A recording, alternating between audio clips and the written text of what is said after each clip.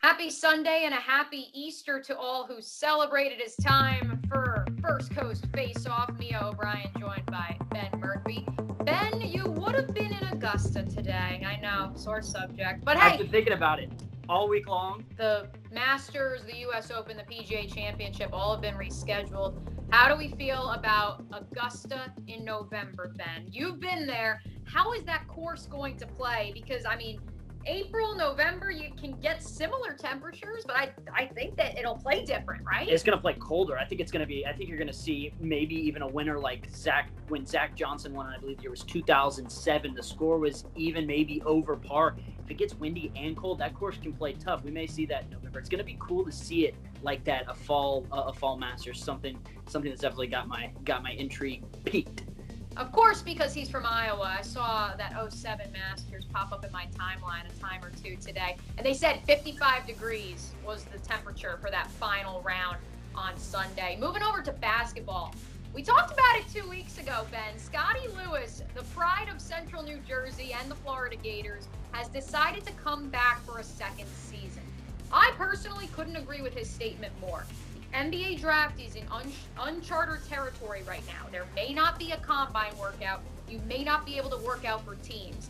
That was a big reason why Scottie has opted to return to Florida and continue pursuing his degree. I couldn't agree with him more. I know you have a different feeling on that, though. If I had a bet on it, I would say that he's not going to be at Florida for 4 years. So my thing is like, look, dude, if I'm looking at Mike White's track record of developing players over that 4-year period, it's not great. He probably could get drafted now. I doubt he stays 4 years at Florida and finishes out the degree. And I could be wrong on that. I just think he's got too much talent to not go to the league at some point soon. But maybe that is what he wants to do, stay at Florida and get his degree. But hey, if the opportunity's there now and you're not going to stay for 4 years, go. But why would you do that with such unknowns this year? I mean, of all years, even a lot of these other guys we're seeing. I just think that his stock, if it's like it is now next year, it may, again, to drop a little bit. I think that if you can take it while you can get it, again, from the outside perspective, I haven't seen development under this regime at Florida. And the definition of insanity is doing the same thing over and expecting a different result. And over the past 5 years, I haven't seen a different result. One league that will not be back next year, the XFL. The XFL 2.0 had a good run. However, it informed its employees on Friday that it will not be back for a second season after that first season was ended prematurely due to the coronavirus pandemic. It's unfortunate, I think, Ben, because I thought this XFL had a real chance of succeeding. I mean, with Oliver Luck at the helm, I think maybe they could have gone into more developmental cities, if that's the right terminology. If you go to a Birmingham or a Mobile where there's a lot of talent and maybe you can start getting guys that then you feed to the league, maybe that would have been the only other thing to help it succeed. If there's not a way to create it as a minor league system where it can be a minor league Jaguars team or a minor league Tampa Bay Buccaneers team, why do people care? There's not, and the talent is not the issue. There's plenty of talent in the league. I saw, the Panthers just signed the kid from the league a couple weeks ago. So it's not necessarily the talent, it's the ties. So maybe have an SEC team versus an ACC team of XFL. There's really got to be some sort of connection, because you as a fan, me as a fan, people down the street who watch their teams every Sunday and Saturday spend so much energy and so much love and passion for those 4 or 5 months in the fall that why do I care? Because it's football. I don't have any tie to this team.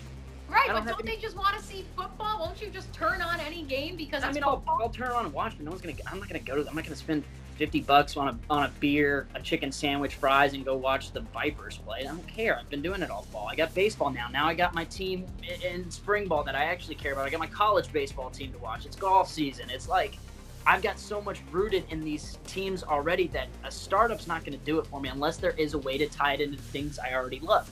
But could one player sway how you feel about a team in a league? Because I think that's what those folks down in Tampa are betting on with Tom Brady. I think it's a surefire bet. I mean, people are going to come out to watch the GOAT, arguably, come out and play for the Buccaneers this fall. Here's my thing, though, Ben. He applied for the trademark rights to Tampa Brady earlier this week. Is this whole thing just a marketing plot? Because I kind of think it is. Moreover, I'm sure you've seen the rumor of there has never been an NFL team to play in the Super Bowl in its home stadium. Tampa is hosting the Super Bowl next year. This was something on Brady's to-do list. Is all of this just a marketing stunt to try to, stick it to Bill Belichick? I don't think Tom is wasting his time staying in the NFL when he knows what it can do to his body. The money's not an issue for Tom. He's married to a woman who makes a lot more than he does. That's not a problem for him. He is a competitive you-know-what, and maybe he's trying to stick it to Bill Belichick competitively, but part of me thinks that he wants to prove that he can do it without him. And I think that's more of this, because I don't think this is a ploy or anything. I think Tom wants to go out and win games. But why Tampa, though? I mean, why Tampa? Because it's honestly, it takes less of a toll on your body playing in 80-degree weather all year than it does playing in 30 and 20 and it's snowing half your season. I mean, he's old at this point. The body reacts a lot better to the weather we live in, to the weather he has been living in. It's a division that you get by breeze. You can make a little run in the NFC. Well, apparently he's headed to the booth at some point in the near future. So the window is there. We talked about it last week, Ben. We're going to follow up and follow through. That is the Jack's Taco March Madness bracket. We have an Elite Eight. Corner Taco, Taco Lou. I can't pronounce the next one. Lanapolera. I'm never going to get that one. Lanapolera. High Thai Burrito, Cantina Louie, One Night Taco Stand, Burrito Gallery, Flying Iguana. Who do you have advancing to the Final Four, Ben? I'm just upset that the final is not going to be Taco Lou versus Jimmy Hula's. People need to go to my people at Jimmy Hula's. It's not an out. I just love. They put like French fries on the taco. You can get some different kind of tacos. It's good. It's just like, it's different. They know what's up. But Taco Lou is come on. People are going to go with Taco Lou. People are going to go with Taco Lou. It's the staple. Oh, where do you want to eat in Jacksonville? Let's go to Taco Lou. It's the place. It's for the people. It's got some tough competition, I'm not going to lie, for Corner Taco. Corner Taco is actually the #1 seed. Let it show. Interesting. Right, I know. I think that could sway some... Interesting. Must have been an odd regular season. Yeah, so sway some popular opinion. They must have won the conference championship. Finally, Ben, it is Easter. There is a lot of candy and sweets going around. Who is What you got? What you got, Mia?